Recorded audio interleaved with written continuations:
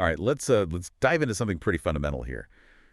How humans first tamed fire. Oh, yeah. I mean, we're going to explore, like the when, Yeah. the how, and the huge impact it had on our ancestors. I think you know the story. Maybe. Well, trust me, some of the timelines are going to seriously surprise you. We're talking like a journey from just basic survival to a full-blown cultural revelation. It's one of those things, we just take for granted now. Flick of a lighter, stovetop burner. But imagine a world where humans didn't have that. Right. It really puts things in perspective. Absolutely. I've got some fascinating research and articles here. And let me tell you, it reads like a detective story, piecing together clues from millions of years ago. Well, the first question is when did this whole fiery affair even begin? Yeah. And it turns out it wasn't a singular event like we might picture. Right. Yeah. I was surprised to see evidence pushing back as far as 1.7 to 2 million years ago. Like the Wonderwork caves in South Africa had these burned bone and ash deposits from that era. Yeah. That's practically mind-boggling. It is incredibly old. But it's important to remember that with the early evidence, there's often debate. Natural fires can leave similar traces. So pinpointing intentional fire use is tricky. So it's like trying to tell if a caveman actually built a campfire or just stumbled upon like a lightning strike. Precisely. But the story becomes clearer. Around the time of Homo erectus, roughly a million years ago, sites like Gesher Banat Yaakov in Israel, which dates back almost 800,000 years, shows compelling evidence that Homo erectus not only used fire, but actually cooked with it. Now that's what I call ancient takeout. But seriously, this pushes the timeline way back. Most people probably imagine fire being discovered much later. So how do we even start to understand how early humans interacted with fire? Well, we can look to our primate relatives for some potential clues. Even today, chimps, monkeys, and even some birds will take advantage of wildfires, venturing into burned areas for food or easier foraging. Okay, so picture this. Early humans, cautiously approaching the aftermath of a wildfire. They find some cooked food, realize it's easier to eat, and tastes better. Maybe they even experiment, tossing some tubers onto some smoldering embers. It's a plausible scenario. Over time, they likely learn to transport embers, protect them, and keep them burning. Eventually, the big breakthrough, figuring out how to create fire themselves. And that's when things really take off. Right. It goes from being a handy tool to an absolute necessity. Exactly. It becomes what we call obligate. Human survival is now totally entwined with fire, and as they started migrating to colder regions, fire became even more critical. So it's not just about warmth anymore. We're talking about a whole cascade of benefits that ripple out from this one discovery. Protection from predators at night, for instance. I can't imagine trying to sleep soundly, knowing there's a saber-toothed cat lurking nearby. A very valid concern. And fire offered a solution, creating a safe zone in the darkness. But it goes even deeper than that. Think about diet, cooking, especially meat. Suddenly makes more calories and nutrients available. It's like unlocking a whole new food group. Plus, you've got food preservation, drying and smoking to prevent spoilage.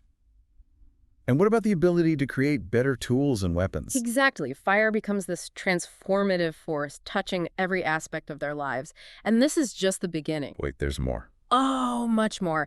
Just wait till we delve into how fire ignited a cultural revolution. From early art to perhaps even the development of language itself. It's a wild ride, and we're just getting started. Okay, I'm hooked. You mentioned fire kicking off a cultural revolution. What exactly does that look like? Well, it's not just about the practical stuff. Fire also starts to shape how humans think, create, and interact with each other. It even changes the landscape itself. Well, hold on. You're saying early humans, with their, newfound fire skills, Yeah. were already having an impact on the environment. Exactly. Think about it. Controlled burning for hunting, or clearing land, even accidental wildfires from escaped campfires would have had a ripple effect on vegetation, animal populations, even the soil. So we tend to think of human impact on the environment as, a modern problem. But it goes way back. Fire really is at the heart of so much. But let's get back to those cultural leaps. Give me some concrete examples of fire changing the game. Well, take toolmaking, for example. There's evidence from South Africa, dating back an incredible 164,000 years of early humans using fire to heat-treat silkcrete. Heat-treat what now? I'm picturing cavemen with tiny forges. Not quite forges, but pretty ingenious. They figured out that heating the specific type of rock made it easier to shape into tools, even sharp arrowheads. Wow. So that, iconic image of a hunter with a bow and arrow, that could be a scene from over 160,000 years ago. That's just incredible. And what about art? Didn't they use fire to create those Venus figurines? Ah, yes. Those small, curvy sculptures are some of our earliest examples of figurative art, and some were indeed made from fired clay, early ceramics. It's the very beginning of pottery, an art form that would really take off. In the Neolithic period, about 10,000 years ago, Okay, pottery I get. Beautiful, functional, still around today. But what about fire and language? That seems like a giant leap. How do we connect those dots? it is a big leap, but a fascinating one to consider. Think about the nature of fire. It needs constant tending, people working together to gather fuel, a shared understanding of how it behaves. This probably led to more complex social structures, larger groups coming together around this shared resource. So fire acts as this, like social glue, bringing people closer, forcing them to communicate, to cooperate. And didn't you mention fire changing our sleep patterns too? Yes, firelight pushed back the darkness, literally extending the hours of activity. This disrupted our natural circadian rhythms, those sleep-wake cycles that govern most animals. Humans became creatures of both day and night. So late-night chats around a campfire weren't just for swapping stories. They were literally rewiring our biology, changing our relationship with time itself. And some researchers even speculate that those fireside gatherings were the perfect setting for language development. A shared space, heightened social interaction, the need to convey complex ideas. It's a compelling theory, isn't it? Totally. It makes me want to build a fire right now and see what deep thoughts emerge. But before we get carried away, there's another big idea we need to tackle: the cooking hypothesis. This is the idea that cooking actually helped fuel our big brains, right? Precisely. And Richard Wrangham's book, Catching Fire, really popularized this theory. He argues that cooked food gave humans a huge evolutionary advantage. Okay, but how so? While cooked food is easier to digest, meaning more nutrients and energy are available, it's like pre-digesting our food, which frees up our bodies to focus on other things, like developing those energy-hungry brains of ours. It makes sense. But is there, like, actual evidence to back this up? Or is it just a clever idea?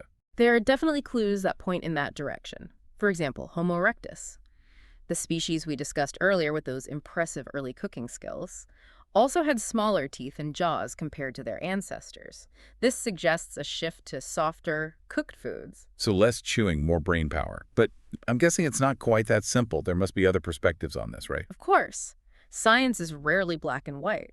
Some experts point out that certain hominin species already had large brains before there's strong evidence of cooking in the archaeological record.